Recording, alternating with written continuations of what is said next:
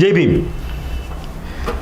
ഇന്ത്യയുടെ ഭരണഘടനാ ശില്പി മഹാനായ ബാബാ സാഹിബ് ഡോക്ടർ ബി.ആർ. അംബേദ്കറിനെ ഇന്ത്യയിലെ പത്ര ദൃശ്യമാധ്യമങ്ങൾ, ഇന്ത്യയിലെ വിവിധ രാഷ്ട്രീയ പാർട്ടികൾ ഒക്കെ അദ്ദേഹത്തിനെ ഒരു പാർശ്വവൽകൃത സമൂഹത്തിൻ്റെ വിമോചകൻ എന്ന നിലയിലാണ് അദ്ദേഹത്തിനെ സ്ഥാപിക്കാൻ ശ്രമിക്കുന്നത്. അദ്ദേഹം അങ്ങനെ പ്രവർത്തിച്ച ഒരാളാണെന്നാണ്. ലോകത്തിലെ വിവിധ രാഷ്ട്രങ്ങളിൽ ഇന്ത്യക്ക് ഭരണഘടന നൽകിയ ലോകത്തിലെ ഏറ്റവും മികച്ച പ്രത്യയശാസ്ത്രമായ അംബേദ്കറിസം അതിന് ജന്മം കൊടുത്ത ആൾ എന്ന നിലയിലാണ് ലോകത്തിലെ വിവിധ രാജ്യങ്ങൾ അദ്ദേഹത്തിനെ ആദരിക്കുന്നത്. അദ്ദേഹത്തിനുള്ള വൈജ്ഞാനികനായ ഒരു മനുഷ്യൻ ലോകത്തിൽ ഇതുവരെ എവിടെയും ഉണ്ടാകാത്തത് കൊണ്ട് ഇന്ത്യൻ ഭരണഘടനാ ശില്പി എന്ന നിലയിലും ഇന്ത്യയിലെ ഭൂരിപക്ഷ സമൂഹത്തിൻ്റെ വിമോചകൻ എന്ന നിലയിലുമാണ് അദ്ദേഹം ലോകത്തിൽ ആദരിക്കപ്പെടുന്നത്. പക്ഷേ ഇന്ത്യയിലെ ചില വ്യക്തികളും ചില സമൂഹങ്ങളും, ന്യൂനപക്ഷം വരുന്ന ചില സമൂഹങ്ങളും, അതുപോലെ തന്നെ ഇന്ത്യയിലെ ചില രാഷ്ട്രീയ പാർട്ടികളും ചില സംഘടനകളുമൊക്കെ മഹാനായ ബാബാ സാഹിബ് ഡോക്ടർ ബി.ആർ. അംബേദ്കറിനെ പാർശ്വവൽകൃത സമൂഹത്തിൻ്റെ, ദളിതരുടെ, പട്ടിക വിഭാഗങ്ങളുടെയൊക്കെ വിമോചകൻ എന്ന നിലയിലാണ് സ്ഥാപിക്കാൻ ശ്രമിക്കുന്നത്. അതങ്ങനെയല്ല എന്ന് ബോധ്യപ്പെടുത്താൻ ചരിത്രപരമായ ചില സംഭവങ്ങൾ കൂടി പറയുവാൻ വേണ്ടിയാണ് ഞങ്ങൾ ഈ വീഡിയോ ചെയ്യുന്നത്. നിങ്ങളൊക്കെ കേട്ട് കാണും ദണ്ഡി യാത്ര. ആ ദണ്ഡി യാത്ര എന്ന് പറയുന്നത് ഉപ്പ് ഖനനം ചെയ്യുവാൻ വേണ്ടി അതിന് അനുമതി കൊടുക്കുന്നതുമായി ബന്ധപ്പെട്ടുള്ളൊരു സമരമാണ്. ഉപ്പ് ഖനനം ചെയ്യുന്ന ചില വ്യവസായികൾ, കച്ചവടക്കാർ നമ്മുടെ രാജ്യത്തുണ്ടായിരുന്നു. അപ്പോൾ ഉപ്പ് ഖനനം ചെയ്യുന്നതിന് അധിക നികുതി ഏർപ്പെടുത്തി. ആ അധിക നികുതി കൊടുക്കാത്ത ആളുകൾക്ക് ഉപ്പ് ഖനനം ചെയ്യുന്നതിന് വിലക്ക് ഏർപ്പെടുത്തി. ബ്രിട്ടീഷ് ഈസ്റ്റ് ഇന്ത്യ കമ്പനി ഭരിക്കുന്ന സമയത്താണ് ഇങ്ങനെയൊരു നിയമം വരുന്നത്. ആ നിയമം വന്നപ്പോൾ പരമ്പരാഗതമായി ഇവിടെ ഉപ്പ് ഖനനം നടത്തി വ്യവസായം നടത്തിക്കൊണ്ടിരിക്കുന്ന വളരെ പ്രധാനപ്പെട്ട ഒരു സമുദായമാണ് ബനിയ സമുദായം. ഗാന്ധിജിയുടെ സമുദായമാണ് ബനിയ സമുദായം എന്ന് പറയുന്നത്. ആ കാലഘട്ടത്തിൽ ഇത് ലഭിക്കാതിരുന്നത്, അതായത് പൊതു ഇടങ്ങളിലേക്ക് അല്ലെങ്കിൽ പൊതു കച്ചവട മേഖലയിലേക്ക്, പൊതു ചന്തകളിലേക്ക് ഒന്നും ചെല്ലാൻ സ്വാതന്ത്ര്യമില്ലാതിരുന്ന ഒരു ഭൂരിപക്ഷ സമൂഹം, അതായത് ഈ പട്ടികജാതി, പട്ടികവർഗ, പിന്നോക്ക, മതന്യൂനപക്ഷ വിഭാഗങ്ങളിലെ ചിലർക്കും ഈ പറയുന്ന പൊതു കച്ചവട കേന്ദ്രങ്ങളിലേക്ക് ചെല്ലാൻ പറ്റുന്ന സാഹചര്യമായിരുന്നില്ല. അതുകൊണ്ട് തന്നെ അവർ കാലങ്ങളായി ഉപ്പ് ഉപയോഗിക്കാത്ത ആളുകളുമാണ്. ഉപ്പ് ഉപയോഗിക്കാറില്ല. മാത്രവുമല്ല, ഈ ആളുകൾക്ക്, ഈ ഭൂരിപക്ഷം, ഇന്ത്യയിലെ ഭൂരിപക്ഷം വരുന്ന SC, ST, OBC വിഭാഗങ്ങളാക്കപ്പെട്ടിരിക്കുന്ന ആളുകൾക്ക് ഈ ഉപ്പ് ഖനനവുമായി ബന്ധപ്പെട്ടോ ഉപ്പിൻ്റെ കച്ചവടവുമായി ബന്ധപ്പെട്ടോ യാതൊരു ബന്ധവുമില്ല. ഇത് കച്ചവടം ചെയ്യുന്ന ആളുകളും ഖനനം ചെയ്യുന്ന ആളുകളുമൊക്കെ ഈ ബനിയ വിഭാഗത്തിൽപ്പെട്ട ആളുകളായിരുന്നു. ഗാന്ധിജിയുടെ ജാതിയിൽപ്പെട്ട ഈ ആളുകളായിരുന്നു.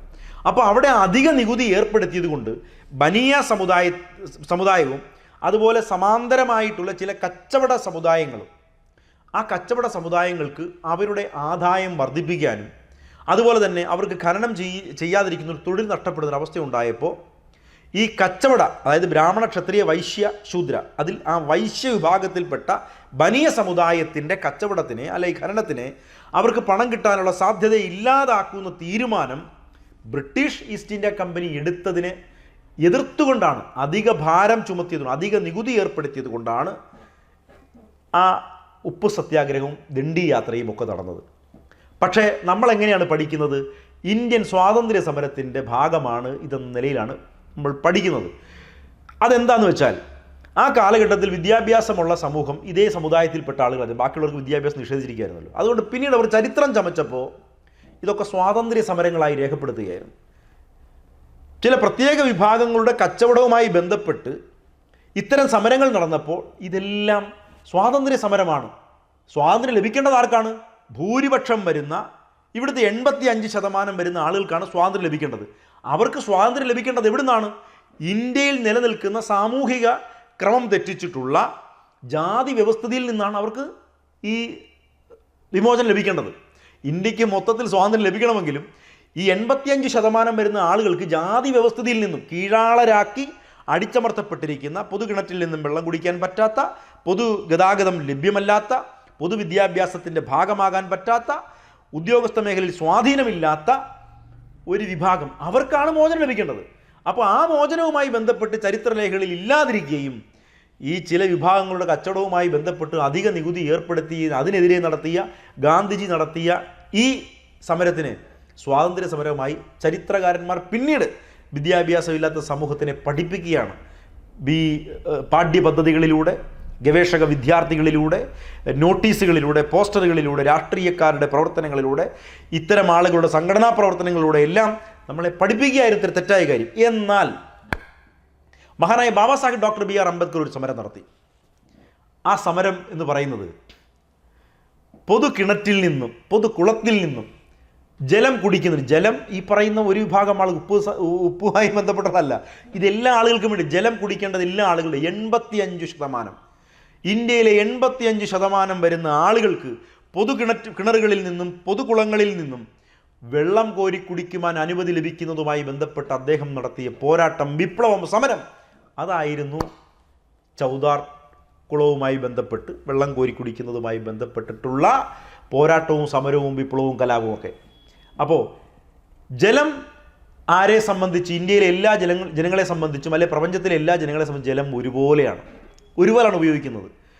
ആ ജലം നിഷേധിച്ചിരിക്കുന്ന ഒരു സമൂഹമായിരുന്നു 85% വരുന്നത്.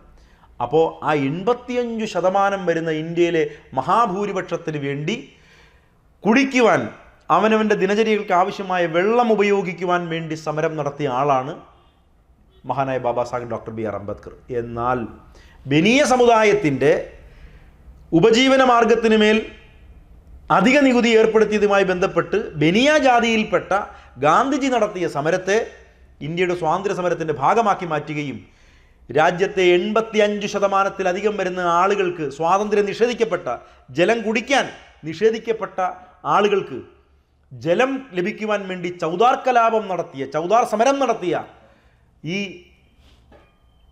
മഹാനായ Baba Sahib doctor B R അംബേദ്കറിൻ്റെ പോരാട്ടം ചരിത്രരേഖകളിൽ അദ്ദേഹം പാർശ്വവൽകൃത സമൂഹത്തിന് വേണ്ടി നടത്തിയ സമരമായി മാത്രം ചുരുക്കപ്പെട്ടിരിക്കുന്നു.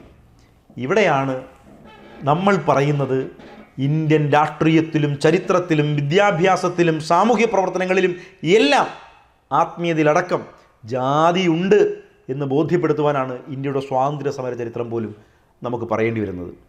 ഇംഗ്ലീഷുകാരില്ലായിരുന്നുവെങ്കിൽ എനിക്ക് സന്യസിക്കാൻ പറ്റില്ല, എനിക്ക് സന്യാസം തന്നത് ബ്രിട്ടീഷുകാരാണെന്ന് മഹാനായ ശ്രീനാരായണ ഗുരു പോലും പറഞ്ഞിരിക്കുന്നു.